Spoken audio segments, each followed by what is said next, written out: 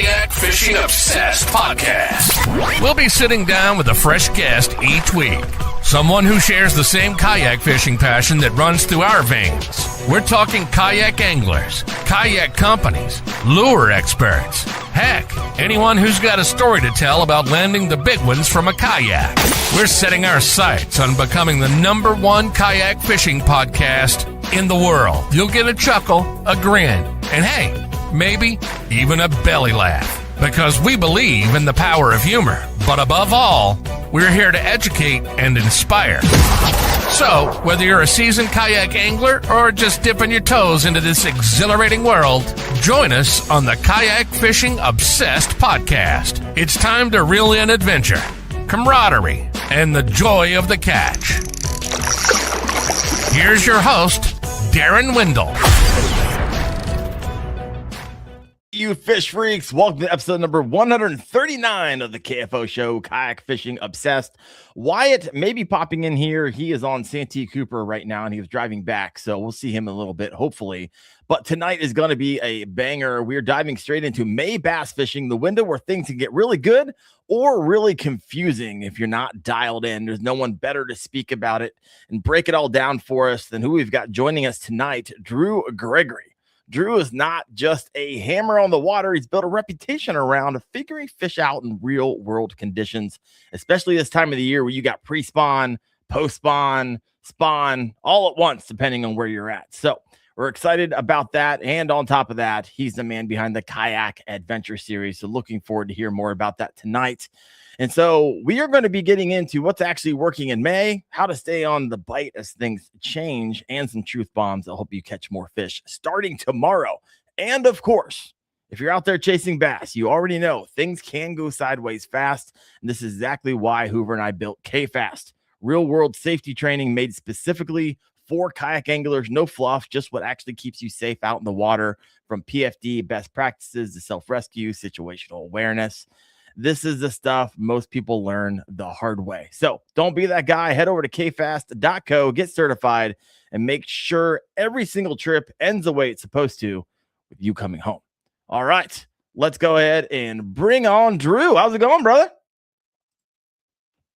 Oh, you're muted again. Show's muted. Somehow I got muted. All right. There he is. How you guys doing tonight? Doing good, man. I'm doing good. We got 44 live right now, at number 52 live that keeps jumping. And yeah, we're just trying to figure out next month what's going on. I'd love to hear about the Kayak Adventure Series. I know that's where you're spending a lot of your time and attention. I don't know if a lot of people know this, but you're like, I could beat your house in like 35 minutes. Yeah. Yeah, really. So, I mean, we're super close. Yeah. Really close to one another. This is not Drew's. We were having audio problems right before we got on. We were trying to figure it out, and we could have just said, dude, hang tight. I'll be right over there. Yeah, I'll be right over, right next to you. I'll hop on my e-bike and I'll be I'll be right over. So it's been a while since I had you on the show. How long ago was that? Who knows, man? It seems like we're usually on every few months or 6 months or something. I don't know. Yeah, I have you on the rotation. I like having Drew on. I get a lot of great feedback. It's a good time, man. And you're a hammer. You know what you're talking about, so it's lots good. to talk about. Yeah. All right, so let's go ahead and let's just get a little download. Let's get Kayak Adventure Series. Let's talk about that a little bit, because I know you're like right in the thick of it. You're coming off a really great event. I know you're super pumped about it. So walk me through what's been happening recently, and of course, what's going on here in the next few weeks and few months.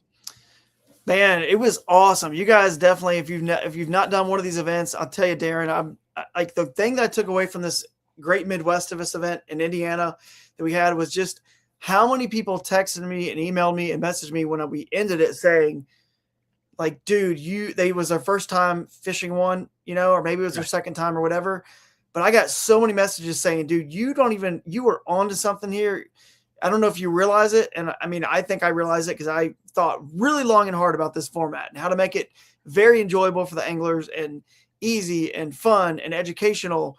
And they were like, man, we've never had more fun, like with the whole structure of the whole thing, from the Wednesday optional welcome dinner to the Thursday opening ceremonies at a brewery and restaurant. And then no pre-fishing allowed on Friday because we start on Friday afternoon. So we get to everyone. It's like a load off their shoulders. We hang out, we have drinks, food until they feel like quitting, on Thursday night. Cause they just gotta they get to sleep in until 9:30 or 10 when they want to show up to the Bash You brunch breakfast, which is optional. But they learn from Dr. Mudbug, like a fisheries biologist that is expertise is the crawfish at this. So we have a seminar by a pro at every, you've been some. So Bash You brunch on Friday mornings, and it lets the fish rest. I mean, that's what Major League Fishing and Elite Series usually try to do, have one off day, So we don't have a complete off day, but it's, 3/4 of a day or something like that till 3 p.m. when they start.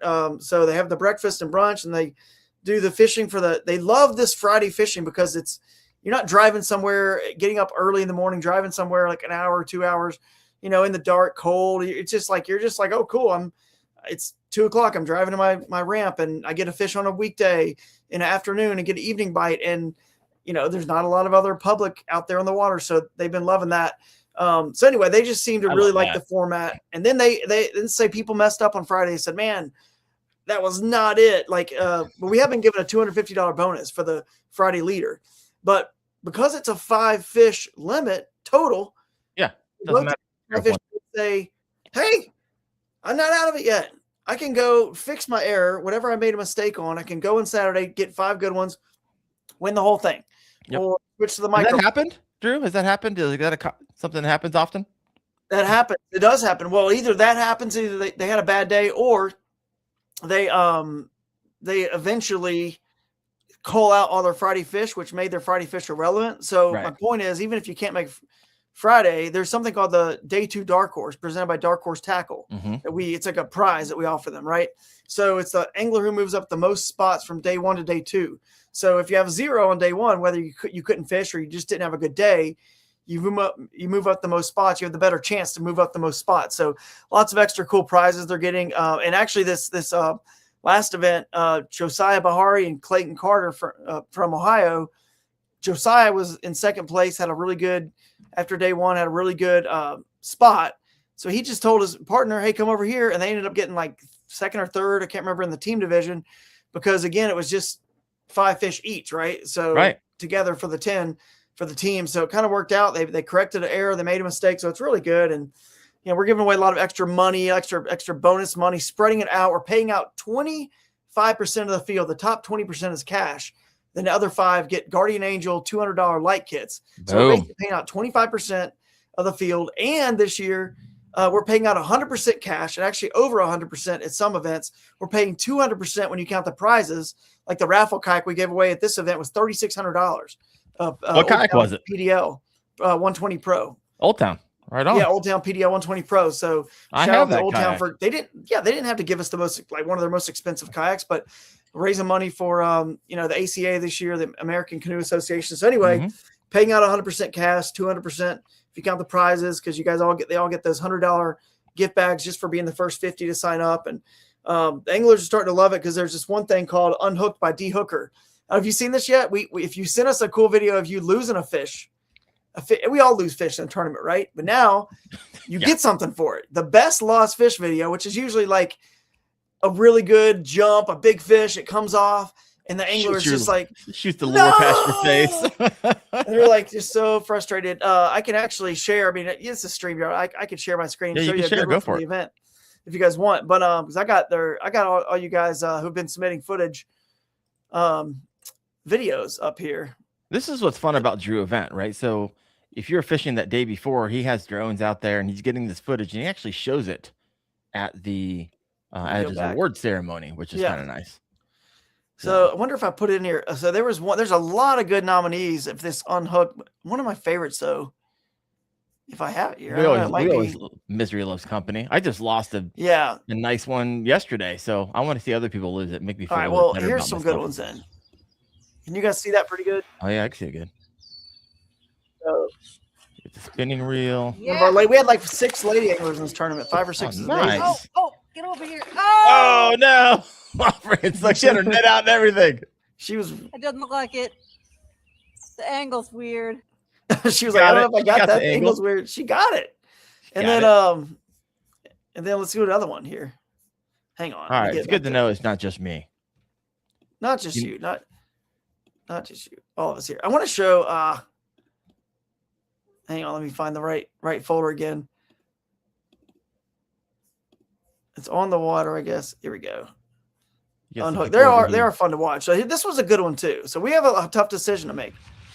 This was a good one It's on the river. All right. on the river. Oh, got it.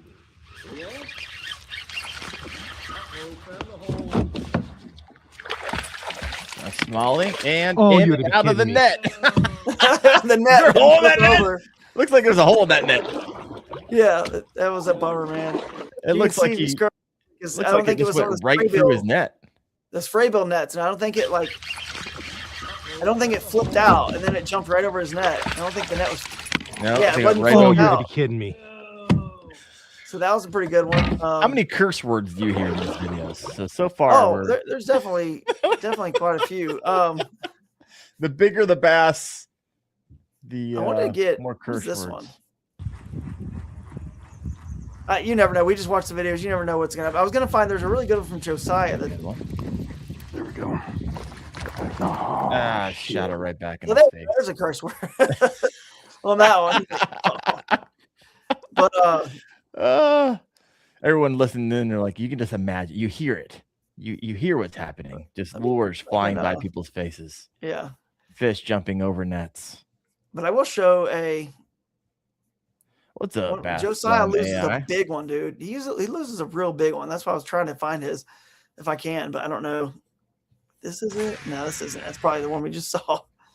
I may have moved it somewhere else. I don't know where it's at, but You need to make like a compilation, Drew. oh yeah, we will. We have highlight reels we make at the end. Once we get all these videos together, we do make highlight reels. This is Josiah. He was a high school angler who got second in this tournament. There's no way he lost that fish. That hook set was This one massive. is good. I think this one comes in the boat. Yeah, this is a big one that comes in I a was about boat. to say, 20. there's I no think. way he left that. Oh, I Yeah. thought it was bigger than that. But the one he loses, if I could ever find it, is on a mag draft. So you never would have thought, and he sets a hook good on Really? that one. And that Yeah, one it even has. just- Yeah, you don't lose too that many one on just- the mag draft because it has that through line. Yeah, that one just exactly. You would think they wouldn't come off. But there's some good videos that they were sending us all throughout the tournament. I mean, it's getting better and better. It might have been. This might be it. I might have put it in the wrong spot. Anglers are getting better and better. Yeah, this might be it. He's out in the, kind of in the middle. Got him. That's a good hook set too, man. Maybe, yeah. It maybe wasn't like it maybe took him wasn't- by Come on, surprise. please be big. Please be big. It wasn't maybe the. Who knows, man? Sometimes they just come off, dude. Sometimes they just. Come on, you just don't get them right. I mean, it's That's just big, y'all. that's a big fish. Upgrade. Oh my gosh, it's huge. It's huge. Please stay on. Please stay on. Please stay on. Oh, that one stays on. This is the one that stays on. The big one. This is Let's his big one that go. stays on. There we go. Let's go. It's the emotion. So this is You what gotta we look love. around and like, I don't want to say too loud because I don't have a bunch of That's a neighbors that I ginormous don't fish. want. Let's go. Yeah. The 20-incher. Exactly. Let's go. I love it. You ever have that happen to you? You get all excited, and before you know it, you got Oh, three or yeah. four buddies. Oh yeah. And the next thing you know, everyone's showed up. This is a cool clip that someone submitted of them bed fishing, catching a bedfish. We love this one. Just one single uncut clip. This could possibly win the Angler's Cut. We'll see. Angler's Cut's an extra $1,000 they get, $500 in cash and a brand new GoPro. Here you go. She bit. He's got him. Got him. So for you listening in, I mean, that kayak was almost over top that bed. That was crazy. Yeah, he was Like- right on it. He was like on it. I'm talking On it. 5 feet away. Seriously. You can hear Get in breathing the heavy. net. It looks like he's got a TRD. If I saw that, if I got a good peek at that that lure. Might have been. Because you guys, But I remember good- when I was at the Springfield one, you guys gave away the Fatty Z from Z-Man. That's what it looked like, to be honest. Yeah. with you. So I got a couple questions over here before Yeah, we man. keep on moving on. They're coming Yeah, in we from can, the comment section. We got Fish in the Sticks saying, hey, I'm going to check out that Wisconsin event. That's loving. And he's got a question for you, Drew. Can you use Insta360 footage or is it Oh, strictly GoPro? Yeah. Explain. anything. I know the answer to this, but explain. yeah, if use you anything, man. GoPro.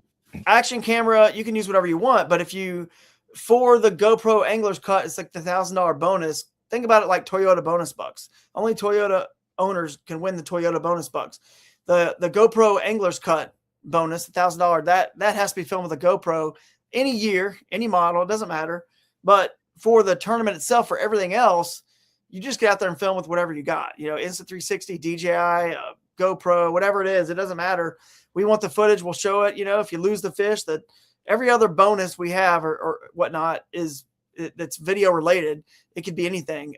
Just the GoPro angler's cut is the only one that has to be GoPro. So yeah. But there's like 1,000,001 ways to win. If you've never been over to the Kayak Adventure Series website, head over there and you can see there's a long litany of ways that you can win by doing this and doing that and using this and having that. And so Drew's done a really good job of putting that all together. Bass AF 817's got a question for you. Texas Kayak Adventure I mean, we did Series? one there. And everyone's kind of said that we didn't give it a fair shot. I'm not saying we'll go back to Texas, but the time we went there, it was on the back end of the Classic. So we thought, well, people are already there for the Bassmaster Kayak Championship and the Classic. Let's do it on that weekend, right? So we did it there, and we I don't know if we had maybe 50 people show up, but we'll go back at some point. Just to we move around. So we have 6 events a year. We move around all over the country, but we also kind of have some areas that are just really showing out that we kind of have to go to those regions. You know what I mean? Because they're just really supporting us well. So. Well, Texas will be in the rotation. I guarantee you that. We will be back. We went to Lake Bodark. I thought that was going to be really cool too. Yeah. Because it was basically the first year that lake was open, and they were catching double-digit fish out of it that first year. Oh wow! So because it'd been closed, for a while as it filled, and they stocked some big ones in there, fingerlings, and they grew pretty fit. They grow fast there. So, but yeah, we'll go back for sure. I like it. Send us some suggestions. Go with the KS. There you go. Throw in the comment section. Where do you want to see the next KS? What lakes? Let us know. We'll read them off here in just a minute. Drew, lakes and rivers. We should specify that our format. That's what's unique and different is we let you fish within usually about 45 minutes, maybe as far as an hour from our host city. Where we hold our awards at this cool theater. So basically, from the theater, you get that distance away, and we generally include all the public lakes, ponds, rivers, creeks. So you kind of have a new puzzle, a new mystery that's very kayak fishing friendly. You know what I mean? These are places, a lot of them that bass boats can't get into. And some tournaments are won on the big lake the biggest lake in our boundary, and some are won on the rivers in a river or creek or a small pond. I thought for sure it was going to be caught off of Alum Creek or something like that. Or what's the other popular one there? It was one on the rivers. It was. Made it happen. Bass Thumb AI is over here in the comment section. Going to be at the Juniata event. This will be my first tournament. Can't wait. And if you haven't seen that, I had Bass Thumb on the podcast about 3 weeks ago. If you missed that, you have to go watch it. This guy has something pretty unique out there using AI to help you individually. They're not sharing information. And right now, I think it's still free. So go get that while it's still free before he starts charging for that juice. Anyways. What else we got here? I'd love to see you, man. That's exciting. Welcome to KS. When you get there, come see me. I love it. Get USA Kayak Fishing Magazine over here. Hello, fellas. Roy must have just finished up his own podcast. What's up, Roy? And hopped over here. He had Matt Olevitz on. I need to have him back on the show as well. Oh, yeah. All right, Drew. What else have we got? What's the next event coming up for the KS? So we've got the New River Revival. This one's going to be awesome, man. I mean, it's in May. We're talking May fishing tonight. Anyway, it's perfect. It's May 15th and 16th, Friday and Saturday, and it is going to be just unreal. That is the time to be there. The water is great right now. It's actually a little bit low for this time of year, so we know it's going to be, unless they get some insane rain, it's going to be fine. Although we do have a couple lakes in bounds, but again, this is more of a river focused event. I don't think you're going to want to be on those lakes when this river is on fire. It's beautiful if you've never been there. And this is the best section. We've got Pulaski County as our host city, and it's a county also. It's right on Claytor Lake, basically. So we let fish downstream of Claytor Lake, which is north, which is why I'm going up with my hand, and then upstream of Claytor Lake, which is south. Basically, you get all the way from essentially the North Carolina border and the West Virginia border, and that little sliver of Virginia. It is the best entire section of the New River there is. And they are 21, 22 inches in there. You just got to find them, but they're in there, and it's going to be an incredible event. We might see Century Belt or close to it with smallmouth, although we've seen that, before in KS in Upper Mississippi, and Alex had 106 inches of smallmouth at Broodstock. They freaking gone. So He yeah, needs to calm down. Century boat with that one. That's awesome. All right, so let's kind of use that as a segue, and of course, you can if something reminds you, obviously, this is your world, this Kayak Adventure Series and fishing and all that stuff. So, use that as a segue to hop into some May bass fishing. I know some of you guys hopped on, and we're gonna peel back the layers of the onion. It's got some questions for you, and Drew, I know you can just rip because you have such a wealth of knowledge here. So, when you think about May bass fishing, let's just go the mistake route. What is the biggest mistake you see anglers making right out of the gate? Well, I think it's that they just want to already just say that the spawn's over and just tell their brains this is what the fish should be doing, and but the reality is May is it could be anything, like you said when you introed the show. So you got to go in there with an open mind. But if you're talking a tournament, which I don't know if we're talking tournament or not, but either way, I guess it doesn't matter. If you go out and you're fun fishing, you want to catch the most and biggest fish too, right? You want to catch as many as you can and as big ones. So I guess it's the same. But basically, when you get out there in May, it's more like, what do you want to do? Would you prefer do you like catching fish off bed?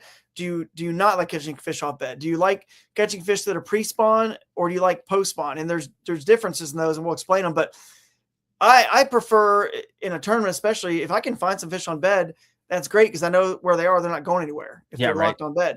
Right. But if you find the areas of the lake that are the cooler water, the coolest areas, they'll generally still be spawning in May. I've caught fish in May and mid-May in middle Georgia. So mid-May in middle Georgia. Actually, Chad was with me on that trip.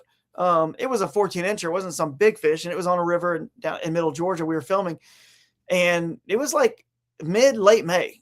And that's that part of the country. So you can imagine you can still find them on bed in Georgia, in the middle of Georgia, not even the upper in the mountains where it's cooler, clear and cool lakes. You could find them. So don't forget they might still be on bed. And then the other thing I would say, one of the biggest mistakes I see people make is that fry guarding bass, that's more likely what you're going to see. If you see anything related to the spawn, it's going to be fry guarders. Okay. Fry guarding bass, when they see you, it's over. It's over, dude. So here's what the mistake they make in May. You need to make long casts. If you don't know what's there, make a super long cast. The water's getting lower and clear, because a fry garter will just chase something down and shoo it away. And of course, they try to shoo it away. You have got hooks. Hopefully, you hook them, or they might even be already where they want to eat it. Even if they're hungry, they can still. You can fry guard pretty good if you just eat the whole bluegill. Yeah, how are they going to get your fry, right? Problem solved. So in the clear of the water, these long casts will really help you catch the fry guarders, because some people want to stand up and look, and they I'm going to sight fish and I'm going to see the ones that are on the beds. But once they fry guard, they're hard to catch but when you see one that's fry guarding, just move on, go back in an hour or two, go way far away, or go back the next day in the tournament. If it's pre-fishing, to make a long cast, bring that, whatever you're going to throw, maybe throw a Z-Man, jerk shad or something, just twitching it right across the area it is and scurrying it across, or a chatterbait, a lighter chatterbait. Again, you want to kind of, if there's vegetation or anything which can build up, you want to maybe go, and I'm assuming it's shallow. We're talking a bed. So I'm saying throw a 3/8 ounce chatterbait, and just kind of burn it by. Throw a treble hook lure, because if they're going to swipe at it, I'm not a big fan of treble hook lures, but if it's clear and open right there, if they're going to swipe at it, you're at least going to get them. It might be challenging to get them in if they just nipped at it and they didn't get it good, but at least you got them and you got a chance. So I got to share a story real fast before we move on to exactly what we're talking about right now. I was fishing down in Southern Ohio, adventure fishing. So I was dragging my kayak up freaking mountains, and it was I'm still hurting from that trip. And I found this little pond, and I'm not kidding you, Drew. It had 15, 20 plusers in it. It wasn't that big. And I noticed they were fry garden. And so I did exactly what you said. I was like, okay, you see them and you're like, oh, I'm just going to throw it next to them. They don't want nothing. You just because and it's maddening because you see it and you're like, oh yeah, I'm going to get that because I see him and it's massive. It's a huge fish. And so of course I did the circle of the lake and I caught 120 on the swim jig. I was like, oh, all that's in here is freaking bluegill. And so long as I could freaking cast it, and boom, it hit right as it went in the water. And I hooked up with the second one, but he spit me free. And it was the one that I circled back on. It took me 30 minutes for him to reset, and threw it out where I knew he was kind of circling, because I can kind of see the fry. I mean, they're tiny right now, like uber tiny. Yeah. Oh, yeah. It's exactly what happened. So you were spot on, and I'm a testament to that. It just happened last week. Yeah, man, that's cool, man. No, it's a great story. It fits in perfectly. The other thing I was going to say is just in general, you have to be as an angler understand how to assess if the mood that the bass is in when related to the spawn. Like you got to understand, like, can you tell, and how quickly can you tell, is that fish locked onto a bed and like spawning still, or is not going to leave and it's going to stay there? And you can catch it within what that video we just saw, right? He's right there on top of that fish. This is in upper Indiana, right? Northern Indiana. So they are locked on right now. Upper Indiana will be, they come in waves. So they will be for, another few weeks, I'm sure. But that guy knew this fish ain't going anywhere. This isn't like a fry gar. He's got to be way back off. So you got to assess what the fish is doing in relation to the spawn. And then to kick it another gear, I noticed somebody said they're from Burlington, Iowa. There's people that are watching from all different parts of the country. So if you're further up north, yeah, shout out there to Iowa guy. But if you're further up north, there's still fish that are pre-spawn even. I mean, there's still fish here in Ohio. 100%. They're pre-spawn right now. Yeah. Yeah. So that's the cooler water. And sometimes in the rivers, they'll wait a little bit for the levels to come down.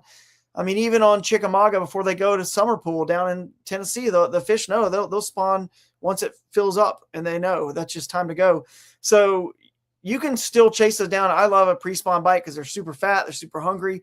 We don't go by weight, but if you're in a weight tournament, it definitely so fun can gain you a little bit if you're 100% targeting pre-spawners. So yeah, 100%. Yeah. Whew. So biggest mistakes you would say people just have in their mind what the bass are doing. Yeah. But maybe not 100% realizing that it could be all three, depending on what body of water you're on. Yep. And the other thing that way. Yep, exactly. The other thing I would say is a big mistake is, I mean, it's not like a mistake. I just don't think people realize, because of live scope and technology and fishing out in the middle and open water is such a thing now, because they're always, we've kind of learned bass are kind of everywhere. There's a population that's always going to be out deep and always going to be shallow. But I would say from my experience, even recently on Caddo, which is Southern. So even though I was there like a few days ago, fishing the Bassmaster tournament, that's probably fishing more like May, you know what I mean? For them down that far south, that's like most of the country's May. Well, as pollen and wind blows and vegetation starts to get on the surface and things start to, mat up, the bass will get shallower than you realize, like big ones even. And I only had one day of practice, like 4 hours. So, I mean, I got 36th place. It's funny. I've flown into my first two Bassmaster events, and both of them I've gotten 36th place. But this one was out of 211 and the other one was Kissimmee. But anyway, like virtually nil on pre-fishing. You're just flying in fishing these things. Yeah, I'm just flying in basically. For the championship, I had a little bit. That one I got 20 something place, just missed a check. I was like 20 something. But anyway, it's hard to, without the pre-fishing I can tell it's affected me a little bit this year. Last year, I won Havasu and did pretty good. They ended up third in AOI with doing the same strategy. But honestly, I found the fish. I had a flight to catch. I had to leave 45 minutes early from the tournament. So I had a flight to catch. So that kind of hurt. I finally figured out what they are, which brings me back to what I was saying. Like, bass are way shallower than you realize. So hitting the bank with your bait, even when you don't, as long as there's just a little bit of this, even in Indiana where we just were, there's this like stuff that starts to, this algae and just kind of stuff starts to grow in these lakes that have vegetation or whatever. They'll be under anything. And literally I was catching 18-inch fish. Again, I wasn't on like winning fish, but I know that there were some bigger ones around also doing the same thing that they're hiding. They were in 8 to 10 inches of water. I'm not kidding you. Their backs are out of the water, but little vegetation's covered them up. My buddy saw him on a bed because the fin was out of the water. It's like I saw the fin and then I saw the shadow and he freaking threw a Yamatanuki 2 inches, probably a foot in front of his mouth and boom, nailed it. 18. Yeah, they're it's fun. The bite is so fun because you see them waking because they come out from underneath. Yeah, like, whatever the little thing they were hiding on super shallow, and they wake it, and it's just fun to anticipate that bite. And one thing I would just say that kind of helps us learn about May, there's an M with May. I like to do alliteration so things like make sense. But May for me is like moving baits. So moving bait May or May for moving baits, however you want to remember it. You can probably come up with the best way to do it. Order that, but they move for stuff in May. The water's warmed up everywhere to the point where a cold-blooded creature like that, it's not true in April, but by the time you get to May, water temperature doesn't matter anymore because there's like this zone, kind of like us, right? I think everybody's happy 65 to like, high 78, 80 degrees. Oh, yeah. So everyone's pretty darn comfortable. No one's like, oh, freaking out. I got to go under a tree and get shade, or, oh, I got to get Right. warm. It's too cold at 65. There's a zone where bass are the same thing we are. They're just like, it's all good for them. Game And I on. think it's 60 Slow, to like 80 degrees, 60 fast. to 80 probably. Slow, medium, doesn't matter. I'm eating it. Yeah, exactly. But you can move now. It's the point where it's warm enough. Everywhere in the water, everywhere in the lake, in the rivers is warm enough where you can move it. So, moving bait May, you can crank it and go fast and cover water. And that's kind of what I was doing there on Caddo to kind of eventually find them that last day when I was kind of just pre-fishing my way around that second day of the tournament. But they, Lake Fork the year before we were, again, was a championship in March, but just, it still speaks to the point. Dude, they were so, even already in March, we had that warm championship for Bassmaster last year. They were so shallow, even big ones. So just don't forget how shallow they get. You don't think they're there because you can see in the water and you can see there's not fish there. But if there's anything that's big enough for them to hide under or around, it doesn't take that's much. where they sit. And then you throw something, and if you don't see a weight coming after it and you're fishing water that's that shallow, bring it in and move a little bit, make another cast. And then if you don't see something waking it, bring it in. And because they're not going to be on every cast, right? It's just like every cast you make in 10 feet deep. They're not everywhere. So you just feel like they're not there, but they're there. They're super shallow. So they're there. Especially what I love, and I find them all the time. It's almost like people don't even fish it, but all those, like, whenever the wind's blowing and it pulls all the junk of the lake to a corner, and there only be like a 2 or 3 feet, like the reeds and all the junk's on top. There's almost always something under that. Almost always. I love it. Thank you, River Tom. Thank you so much, brother. Thank you for the super chat here. Appreciate you. Let me see. What was this question? There's Fishing with Gramps. What's up, JT? He was at our event as well. So Stinky River said, almost went into the drink, tripping on the transducer cord for the Striker 4 on the new Canoe U10. Any tips to keep those cords under control? Oh, let me see. I usually zip tie mine, hide all mine in the bow, but I've seen guys wrap them on the transducer if they have like one going over the side, but I would imagine that's a transducer puck on the bottom. So I don't know. If you guys got any ideas for Stinky River, go and throw those in the comment section. Fishing with Gramps, I'm not going to lie, brother. So good to be seeing you pulling fish out of the water. So I've been loving seeing that, loving seeing you back active, catching pike, catching bass. You're the freaking man. You're the man. All right. Yeah. More May stuff. I got more. If we bring in chat comments if people have questions. But I was going to say my next thing in May you guys start thinking about is, especially the further south you go, right at the beginning of May, you're starting to get into like a lot of more bugs and hatches, and your frogs are more alive. You got even our guest speaker, Dr. Mudbug, Reed Morehouse was talking about how crawfish, even still up in like Indiana, they're not even out yet. They're not like out and active, but by the time May hits, your amphibians, your snakes, your lizards, everything else, and your hatches, your mayflies, and everything else start hatching. So that's the other reason why I'm telling you they're so shallow, because they're waiting for these frogs to jump in. They're waiting for it. They haven't had a chance to eat frogs all year.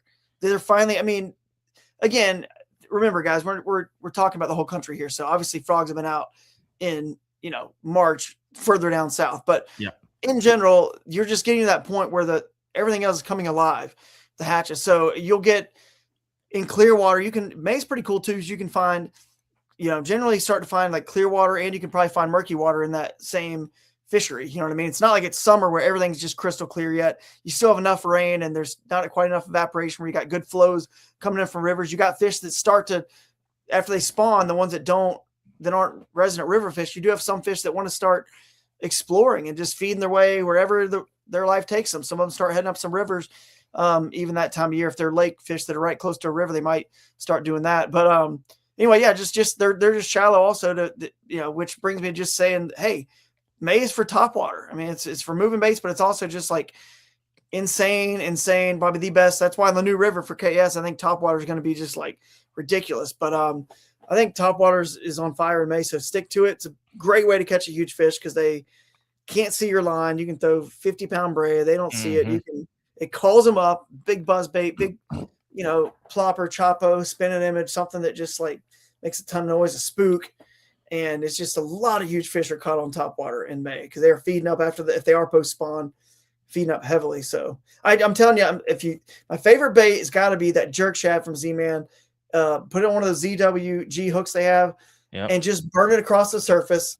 And, 1/8 ounce weight because it floats. Elastic floats. Chunk it out there and just burn it across the surface. And if there is vegetation, the beauty of that bait and why I think it's so much better. Not only just because not as many people throw it, it just gives you that darting action. It's erratic. It's not normal. Just buzzbait and Chapo is the same, like blah blah blah blah. It's the same straight line action. This thing gives it that erratic, like sort of the jerk shad. The jerk shad, yeah, because you're twitching. Bring it up here so everyone can see it. It's like a fluke style bait, a soft plastic. But basically, if you can get that, you put it like a 1/8 ounce weight on it, and again, it basically floats because the elastic is buoyant. So, which is the beauty of the Z-Man stuff is you can add weight to it, and it's because it neutralizes it. You can throw more stuff on a bait caster with their stuff than you can, which is good because now you got your bigger line, your heavier line, and you can just you chunk that out there. This is for smallmouth or largemouth, and you hold your rod up and start popping it and swimming it as it slithers across the surface like a spook on the surface. But then the beauty of it is when you start to get into places with vegetation, you can bury the hook and it comes through it like ease. And then if it gets snagged or kind of hung up on something, all you're doing is popping it for action anyway. So all you do is just pop it and rip it harder. And that's the action that you're supposed to give that bait anyway. So it clears the bait off of or the weeds off the bait, but it also gives it the action and triggers a bite. So, and you could skip it. It was so easy wherever you want underneath any brush. And it's like the 7-inch, and they just came out with a 6-inch too. But yeah, they make a 3, 3.5, 4, 5, 6, and 7. Which ones are the ones you like? 7? I like the 7. I mostly only use the 7, but I also throw those other ones back on the back of chatterbaits when I don't want a boot style. Mm-hmm. But I mean, I've used them all at different points. If you get in the fall, you might want to get the smaller one. If you got the small shad in the fall, clear water, just a little bit more stealthy. You can put them on the back of buzz baits as a trailer. I love that as well. So, yeah, they're super versatile. But with the way I'm working it now, I want to call big fish up. So I like the 7-inch size. And smallmouth, the way it folds, since it's all just, there's no, it's not like it's a line through. It's got anything inside. It just folds. So they just get the hook. So even smallmouth, it's great because it calls out the big ones and it just folds right in their mouth. Makes it easy to get and that. You can boat flip them in. You got 30-pound braid on a, straight braid on a bait caster's favorite way to fish. You can rip them out of vegetation.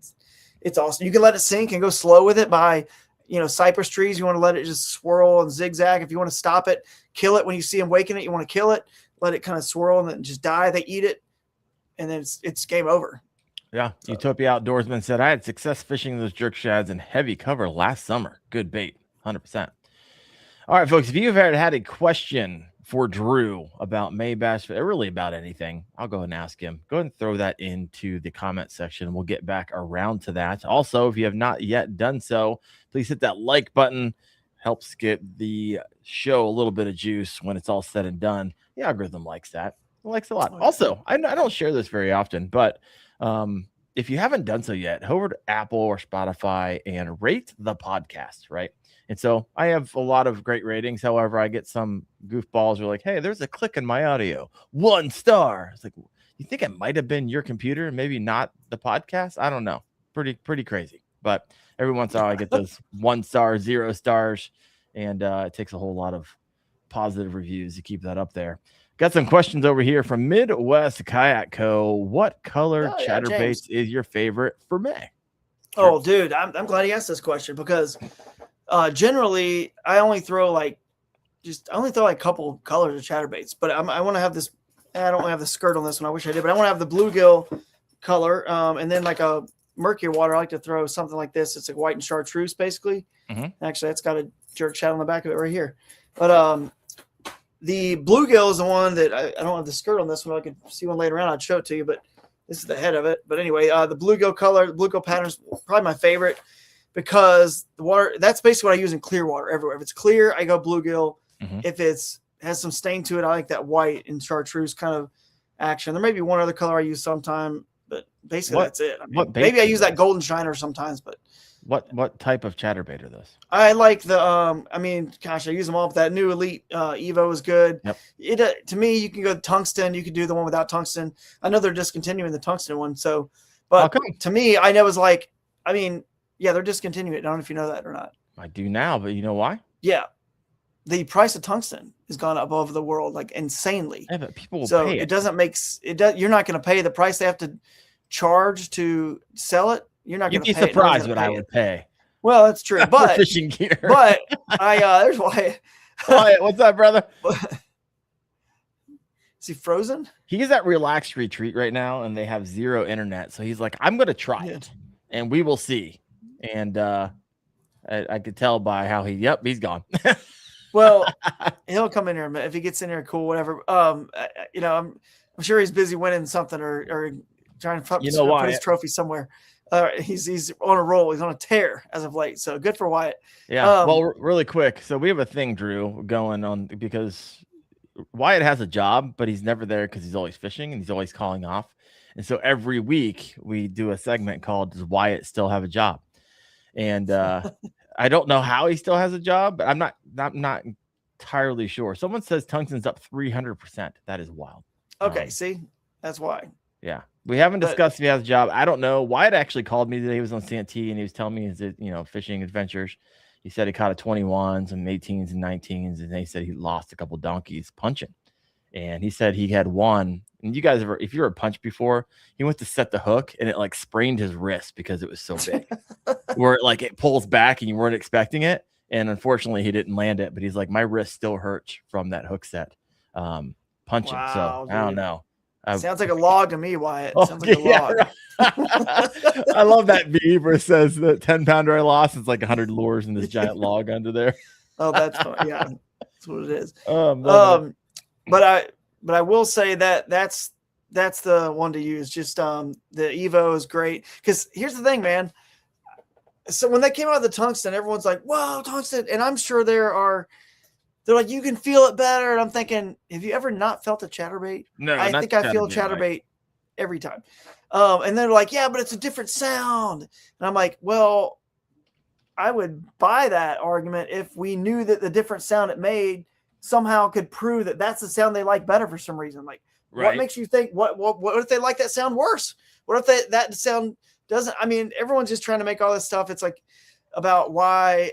I'm like, I don't think they care. I think they like them both. I think it doesn't really matter. I think you're not trying to get ahead.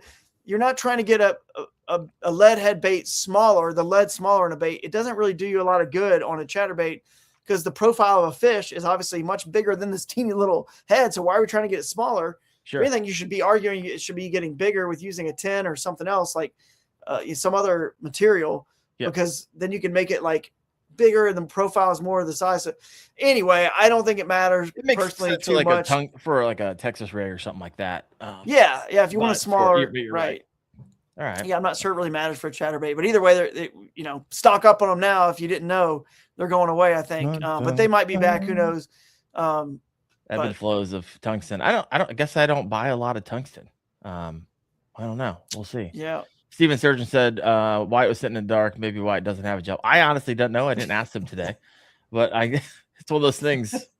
I'm sure you would make his wildest dreams come true if you fired him, whoever he works for, which I know, which he hasn't shared, so I'm not going to share it yet. All right, what else do we have here? We got a bunch of comments over here. Wolf's over here. Wolf said, now, mind you, I bought like 20 of those tungsten ones to eBay resale for millions down the line. That's a good comment. Look at these two handsome gentlemen. He bought them to resell. Did you guys ever see the Office episode where Dwight Schrute has that Christmas toy? He bought them all so that they would be out of stock, and then he's meeting up with people and selling them for like a giant profit because he knew it was the one. Anyway, Wolf his 9:16 comment is the one that reminds me of that one. 9:16 p.m. there, where he bought 20 of them to sell on eBay. There you go. Makes sense. Makes sense. It does. All right, we got some questions over here. Hey, fellas, just bought a PDL 106 as my first fishing kayak. I bought most of the relevant upgrades from Navarre. Any tips for river fishing out of it? I'm on the, I don't know how to say that. Monongahela. How do you say that, Drew? Monongahela. Monongahela. There we go.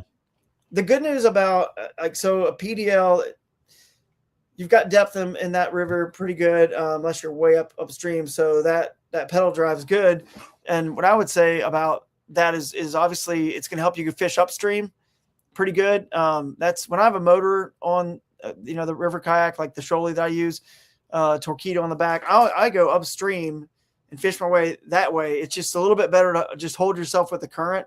It's a little easier to control than going downstream. Now, when I don't have a motor, I just want to do a float trip. Then I take the kayak that's stripped down, it's bare bones, lightweight, easy, but to hold your position. So go upstream, and you have a 106, so that's a 10-foot 6 boat, I assume, right? So the biggest tip I would give you is just try to find some public access points that aren't the boat ramps. Like, that's why you got a kayak, man. That's that small. Don't put in at the boat ramp, because by the time everyone's fishing the most around that a couple miles from that boat ramp, is probably getting pounded the most there than anywhere else. So go find somewhere that you could go upstream, find a creek. Another good May point, by the way, creek mouths. The good news about May is you still have a lot of rain, happening in April and May. So you got these dual water clarities and colors happening all the time. It was a big in our Indiana event here for Kayak Adventure Series. There were some muddy creeks coming in. In some places, the smaller creeks clear up faster, so they're clear, and some of the bigger rivers are still muddy. So you might have clear water coming into muddy, or you might have muddy water coming into clear. But either way, those color changes in May are, mudline May. That's another thing for May. Mudline May. Look at you. What kind of alliterations? So yes, I'm trying to moving bait May, mudline May. What else you got? Drew? So, yeah. We'll think of something else, but that's my suggestion. So if you can find an area that's got some creeks that are coming in, put in somewhere that's not a boat ramp, and then go upstream, you'll probably and fish super shallow. You'll probably eventually find them, because if they're spawning, they're up shallow, and if they just finished spawning, the fry guarding, they're shallow.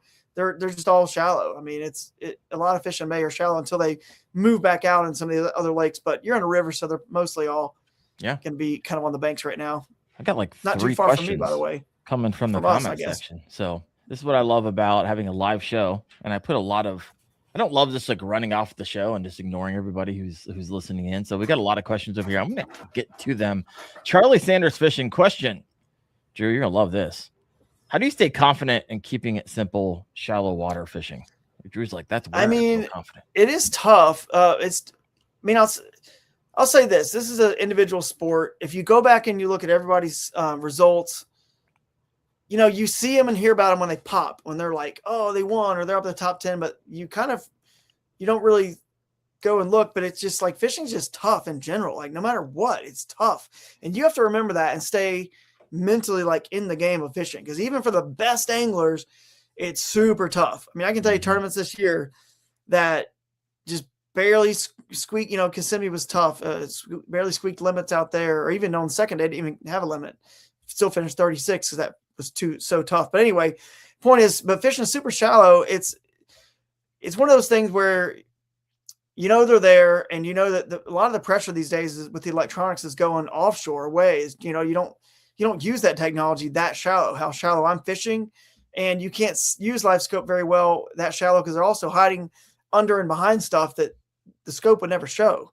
You can't always see it if they're behind and under stuff that well in thick vegetation. So I have a little bit of confidence just thinking, it's not getting as pressured as much as it even used to. Right. So, but I also know that the places I like to fish that people kind of, this mythical lore or whatever, like Drew goes in all these crazy places, and I do.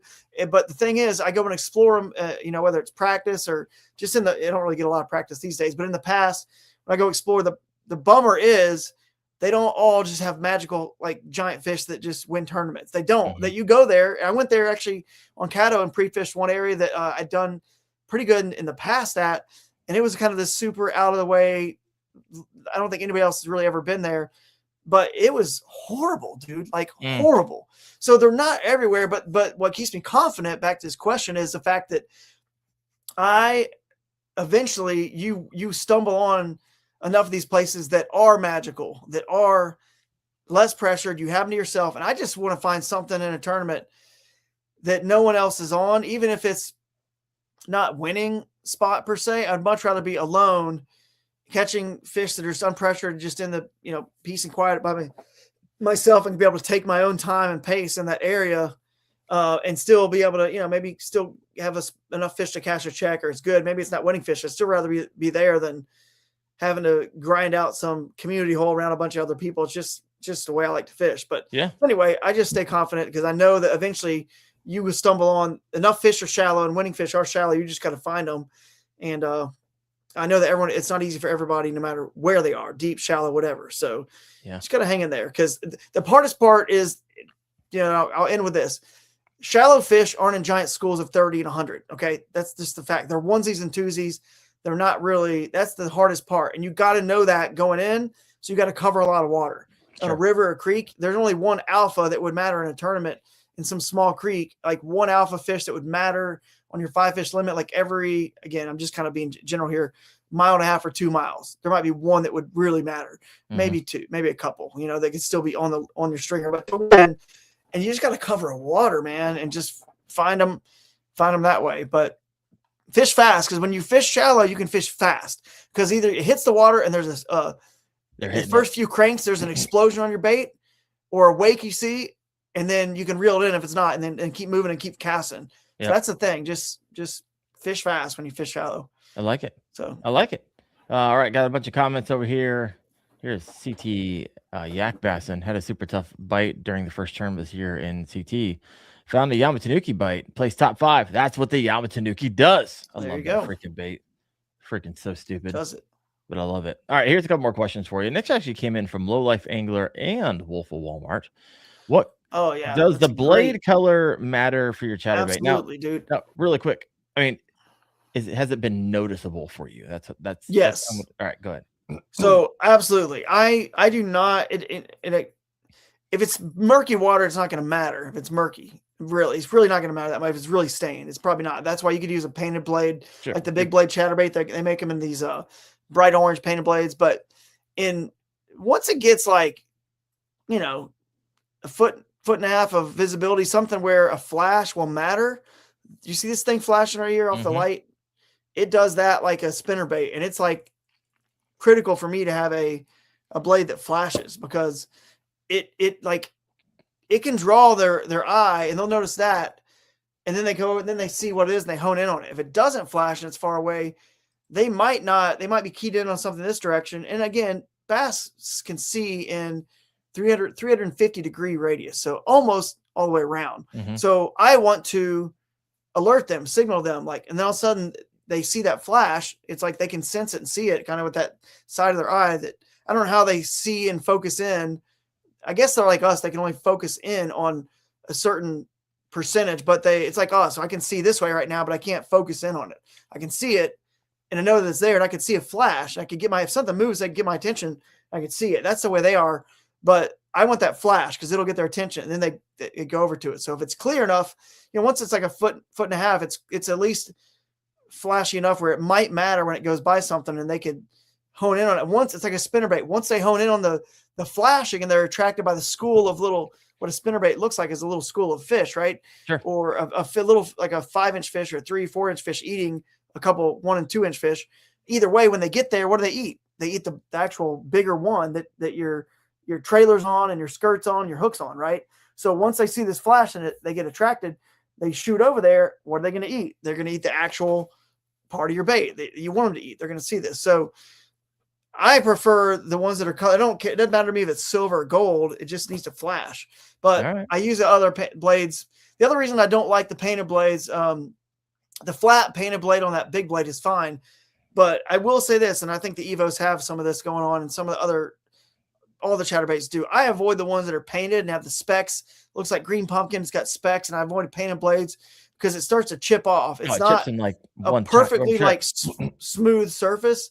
So the chatter isn't quite as perfect to me. And I know some people might like that. Like they might say, oh, it hunts a little bit better. And that's because it's not symmetrical. Right. It's not symmetrical because of that paint and whatnot. Plus it starts to chip and it just gets, you get your flash then, Drew. That's how you get your flash. Yeah, exactly. Once it chips, you get flash. You get 2 chatterbaits in one. You just got to fish it 10 times. I love it. Yep. Now there's a point where it's so clear they don't really eat chatterbaits really well. When it's super clear, it gets so clear in the summer. They're going to do better on it's weird, but you'll do better on a spinnerbait because it calls them from far away, and and burning it, and the blades are on the surface spitting, and you're just burning it for smallmouth, and they just hit it. But a chatterbait, it seems like there is a point where, I don't know, man, it just stops being as crystal effective. clearest of waters. It just feels like, even though it doesn't make sense, you're either going to go to your plastics and jigs and things that are, jerk baits, or something that just a nice realistic little swim bait or something, right? Yeah. And then, or a spinner bait before chatterbait. For some reason the chatterbait just like isn't the best crystal clear water. We both live in the same area. Where are you finding this crystal clear water in Ohio? Because I haven't found it in 40 years. Well, there's some private lakes around that have, but I hardly have time to fish in Ohio, man. Kids and family keep me so busy. I'm always just out running, fishing the Bassmaster and running this other stuff. But I do take the kids and the family out and fish a little bit. Love it. Here's a question for you. I got a couple of questions coming from Utopia Outdoorsman. We were talking about the Nuki a second ago. Do you fish the Yamato Nuki at all? I don't fish it. Is that but basically that's just because I'm not sponsored by them, and I'm under contract to not fish any other plastics but the Z-Man, and so I wouldn't ever I can answer throw anything like that. But I know it's a good bait. It works good. Isn't that one that's like a little it's a little short one? Looks like a bowling pin when you stick it up. Yeah. Yeah. No, that's really cool. Yeah, really cool bait. It's really money. Versatile. Especially that's what my buddy, he got it. We wrecked them down in Southern Ohio on it. And I like the 3.5. I've got the most bass. I've got a 7-pounder last year at Ohio on the 3.5. However, the 4.25 is also good. Yeah. I like the 4.25 because when it rips out like it always does, it becomes a 3.5 and you get all extra life out of it. So there you go. Looks cool. I've seen it. I mean, it looks cool for sure. It's money. It really is. It's a lot of fun. I love throwing it into like laydowns. Yeah. Love it. And it just flutters down. And it usually just gets nice. Yeah. Nailed. All right. Other questions here. Here's a good question from John Molnar. Drew, do you use any kayaks other than the Shuley? My Shuley was flawless on our Shenandoah River tourney last weekend. Yeah, I mean, it's a great boat. I don't really use any other ones than that one because every once in a while I use the Smalley, but basically so I'm a little bit I'm a little bit lucky because I do have one that's a Shuley that's lighter than it's supposed to be, and it was accidentally made with less plastic, so they couldn't sell it. So I do have a little bit lighter ones, which is kind of nice. So it's basically the weight of the Smalley.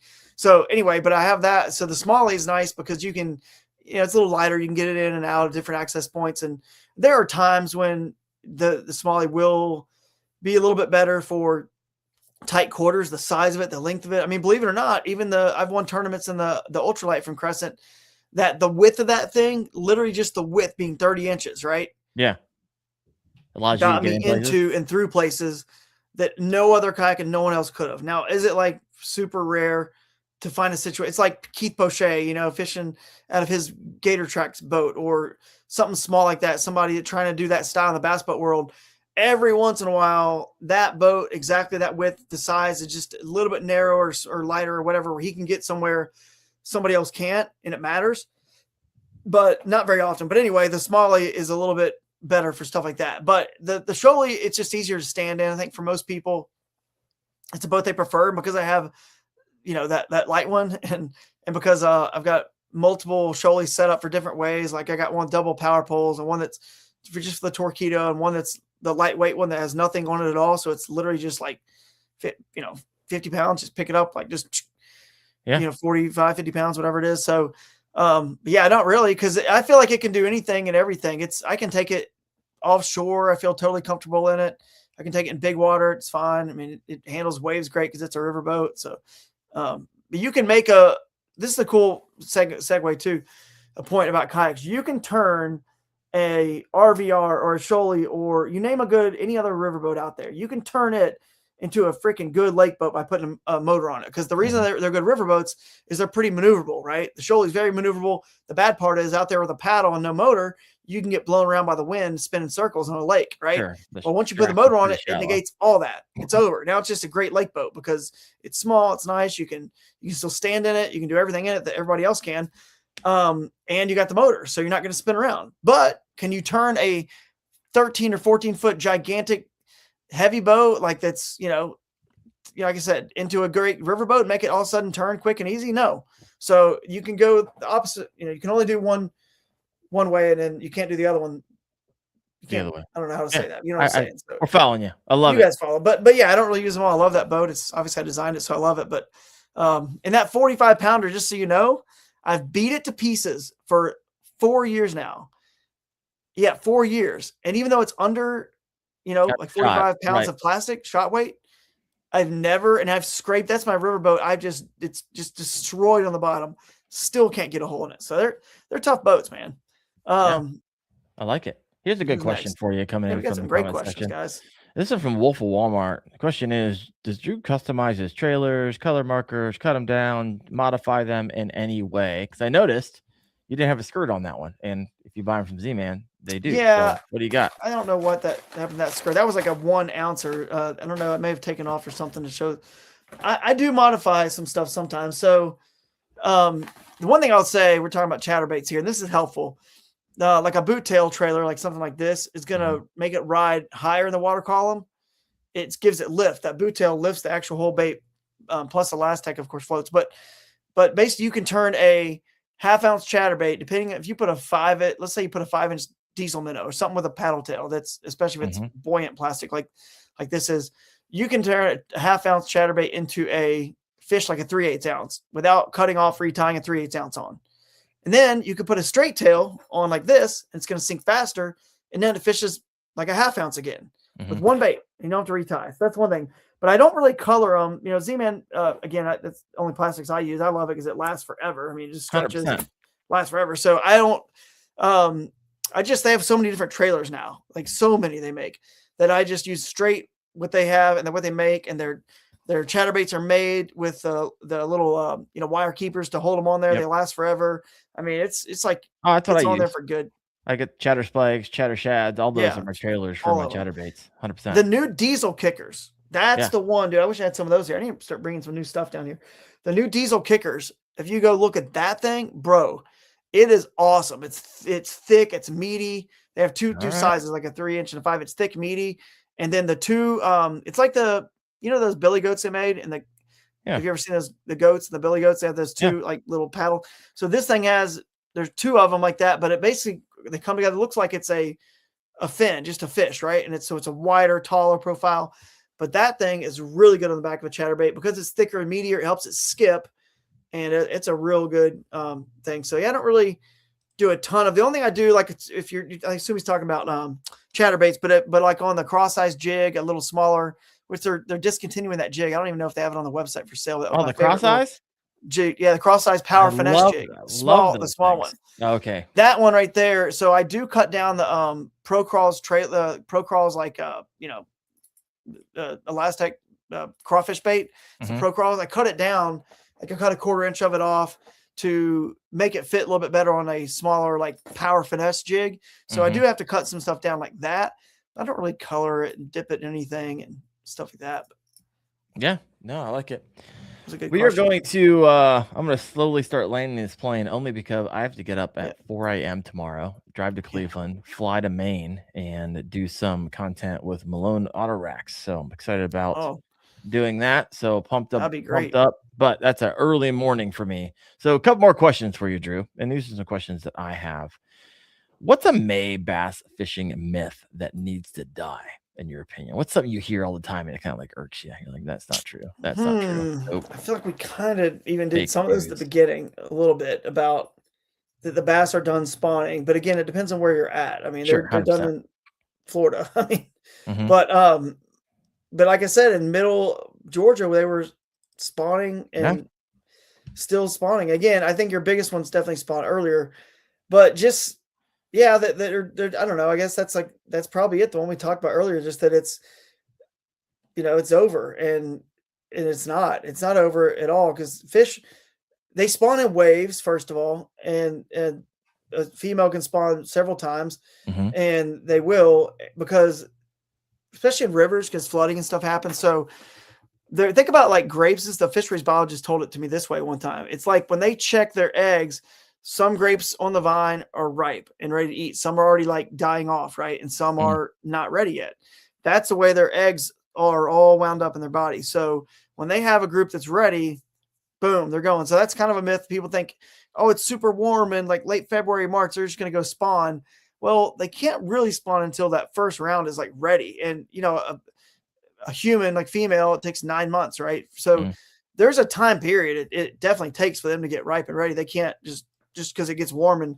But here's the thing though, at some point over time, because fish spawn in January, December in Florida, whatever, like November, somewhere in time, that fish, when it was born or whatever, I don't know how this works, but it was spawned originally, whenever it spawned there in that November or December, it's probably going to be one of the fish that does it November, December the next year. Like that's its cycle, its timing.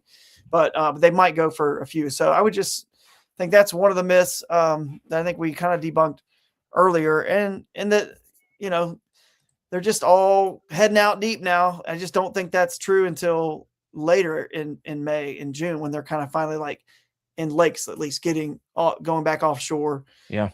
I think it's been a long time since they had and again, not every bass is the same. Been a long time since they had a frog or a lizard or a snake to eat or anything like that, or a crawfish, stuff that's more, sometimes that's a lot of return on effort, especially if you get one. That's a lot of food versus maybe something else that they're doing. So I think they get it. Enjoy You think the so? diversity. But there's had conversations with them.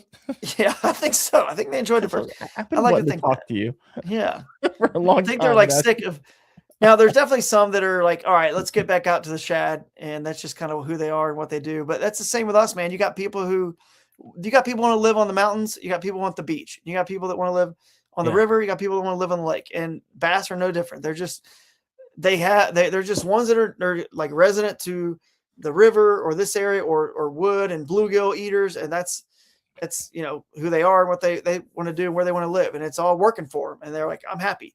And then there's some who are like, I just want to swim around and eat shad out in the middle of the lake and then rest on a hump or somewhere or some boulders and wait and relax until they come, and then I'll chase them some more. And it's like, it's why this sport is so great, man. We'll never figure it out, and it keeps us guessing. That's true. If it was figure outable, it would be wildly boring and no one would want to do it because there's no diversity to it, right? It's just the same thing over and over again. So I hear you there. I'm hearing a lot of comments over here about the Deeks Cheapskate.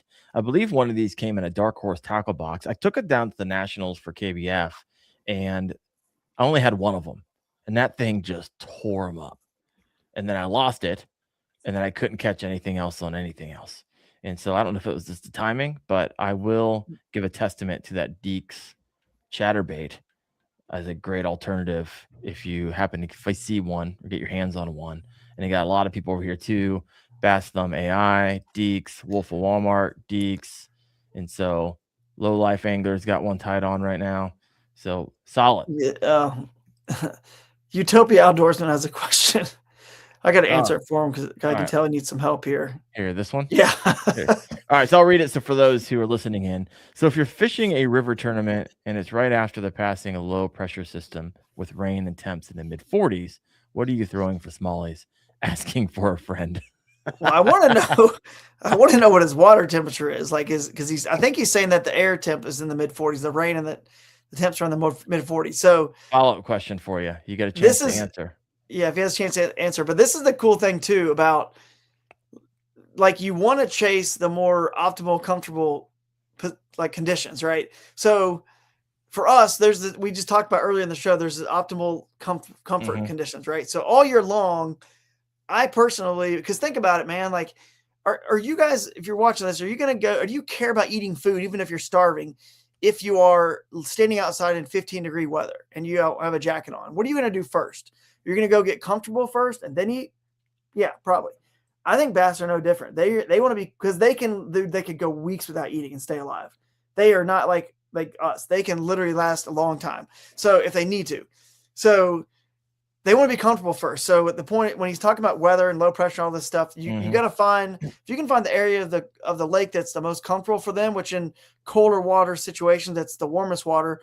And then in the hottest water, it's better cooler oxygen, water. Cooler water coming in, feels like a fan or an air conditioner would feel on us, or going under a shade tree when we're too hot, right? That's what it feels for them. So they want to be comfortable. And then there's going to be food there. They can eat whatever comes around. They can eat, there's food everywhere all over the lake. It's like, just depending on if they want to be in the middle and shad or up on the bank and bluegill and lizards and snakes and insects, whatever. So anyway, I don't really know. Maybe you'll answer but if I would just say, rain is great because you got some moving water. So you got creeks that are doing something. And we talked about May and mud lines. So creek mouse, but if the water temperatures are still in the 50s or something, like, and you've got I'm going to assume there's some stain, right? Because he didn't say it's clear and you've got rain and water. So dude, I'm telling you right now, a spinnerbait or a chatterbait is so money to just slow roll. Oh, the water temp. So the water temps are in the mid 40s. I don't know where he's at. It's pretty, to be that, he's got to be pretty far up north. Yeah. But I would still say you slow roll a spinnerbait because to Canada, water in the 40s is like where we live. That's like water in the mid 50s. It's like that's like way warmer for them. They're already like ready to roll. So if you have water in the 50s in Florida, they're like, they don't touch anything. But in Canada, they're like, let's go. So it's kind of like now that I live in Ohio, everyone's like, oh, it's 50 degrees and sunny. They're in shorts and flip flop. We're like down south, they're like freezing still. Because anyway, I know, trust me, I used to live, and I grew up down south and lived there most of my life and last 5 years here. So anyway, mid 40s. Yeah, man. I'm telling you that the swim baits, if it's clear enough, the swim baits, they're in pre-spawn. So you're going to be able to throw like a swag, a 5-inch swag, or even that bigger one with the bottom hook, something like that. Something, if it's murky enough or where you need that chatterbait or spinnerbait to really put off some vibration, that's what I'll go with. Cause they're going to be, don't worry about low pressure. I'm not saying it's BS and none of it's true about low pressure and high and whatever, like high pressure and which one is, well, low pressure is actually good, but high pressure, as they say, is bad. So low pressure, they should really be chewing like a spinnerbait or something. But all that pressure stuff, it doesn't really matter because we got to go when we got to go, right? We have to go to the tournament and fish it. So if the water temperature is warm enough, I don't think, like everyone was saying that the day two on Caddo is going to be really cold that morning, a super cold night, cold front, just shock these fish. They're not going to be hitting moving baits. They're not going to be shallow. And I'm like, I'm over there going, nah, this water's been too warm for too long. It is not going to change a thing. And it didn't. I mean, they were up shallow. Like I said, they were eating 10 inches of water. They were hitting moving baits. I mean, just, it's all up here. People they get psyched out. So yeah, it's almost information overload sometimes when you start filling it with all the information available to us nowadays. It's wild. It's true. It's crazy. Yeah, can be for sure. Well, Drew, I'm gonna have to land this plane here because 4 o'clock's gonna roll around soon. But I'll give you anything you like to share. I know we shared it early on, but some people pop in, they pop out. What's the next tournament or the next few tournaments that you have that people can sign up for the KAS? The next one is the New River Revival. And if you want to, I'm sharing the fly right there if you want to share it. But New River Revival is on the May 15th and 16th, and it's in the best section of the New River. So basically, you got from the West Virginia border down to North Carolina. If you've never been to a KS event, you're about to be blown away by. I mean, first 50, you get $100 gift bag. You win all these extra prizes, for being the furthest person that came from the furthest away. Win a pair of cross kick shoes, or the first two. You get a couple new anglers win a pair of cross kick shoes. Stuff just all this random stuff that you don't really have to even pay attention to. The first person who catches a bass on Saturday morning, the very first bass, gets a $400 light kit from Guardian Angel, and the last person to catch a bass on Friday evening gets a $400 light kit from its first and last bass. Break out the wacky worms. What's that, wacky worms? Break out the wacky worms. Get your first bass. Just the first one. Yeah, man, that first cast you better be, or the last bass on Friday. So there's all kinds of fun stuff that you don't really even have to know about. Now you can go to our bonuses program. There's other obviously stuff there too, but go learn about it. We have seminars. Jeff Little is going to speak along with Jameson Redding. They're going to do on the water seminar for the Bass U brunch on Friday. You're going to learn a lot. You're going to see a lot of people, that you follow on YouTube, Creek Fishing Adventures, John Dalton. He'll be at that one, and a bunch of other, folks that you guys know and see and follow. So it's just a fun time. Come have fun with us. We pay out 100%, like we talked about at the beginning, over 100%, including the prizes, close to 200%. So the next one after that, the Juniata Regatta, and that one is also going to be an unreal smallmouth event on the Juniata River, which is not too far from us over there in Pennsylvania. Yeah. So after that, we go to Wisconsin. We have one the weekend after the Bassmaster event. So if you want to stick around and stay in Wisconsin, we start on Friday. So rest on Monday, practice Tuesday, Wednesday, Thursday, and then opening ceremonies is Thursday. The brunch on Friday, and then boom, you roll into the event, and all in just 1 week. Taking off of you can take 1 week of vacation. You could do them both. So I love it, man. Well, Drew, and Broodstock's the finale's in Tennessee. I'll mention that last one. So Oh, there you go. centralized. So. Yeah, you're coming down. You only got a few more left, handful left. Yeah, I guess so. 4 left. Oh, man. So we'll see you guys there. Yeah. Drew, always appreciate you. Head over to kayakadventureseries.com, sign up, check those out, learn a little bit more about it. And Drew, always appreciate your time and all the value that you bring to the podcast.